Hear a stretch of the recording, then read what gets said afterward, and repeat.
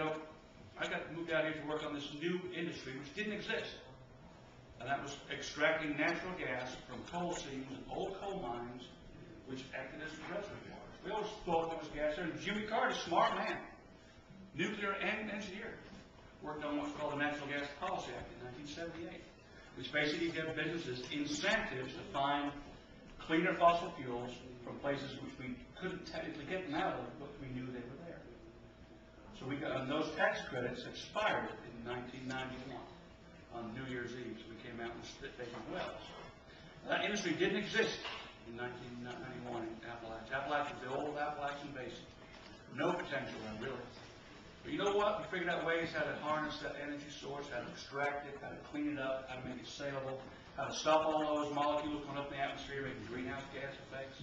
So not only was it an environmentally conscientious thing to do, we also turned into a bioeconomic industry. So much so that natural gas now in southwestern Virginia rivals coal from an economic value. Now, coal's a lot of coal reserves in southwestern Virginia. We were talking about it earlier. You know my perspective on mountaintop removal is reprehensible, absolutely reprehensible. We were talking about that, Rex. Remember? I was telling Rex, I said, you know what? You can go north out of Wise County, looks like New Mexico almost, the way the tier goes mountains. That's reprehensible. But like any technology, clean coal technology will be developed. I'm not going to fall on the coal sword. We still have to use it. It still provides over 50% of electricity in this country. We just can't flip the switches or have brownouts up here, every other day. They'll be riding in the streets if we did that. But what we have to do is work on improving the way we develop those resources and wean ourselves off it by putting things in its place.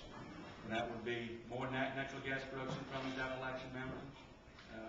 Natural gas, I firmly believe, is a bridge fuel we're going to see used in this country and the Commonwealth over the next 20, 30 years as we transition from coal into whatever else we can come up with, which is more wind, more solar, it's more biomass, it's more geothermal, which is one I personally love. I love geothermal energy potential because you can do it right here if you want to.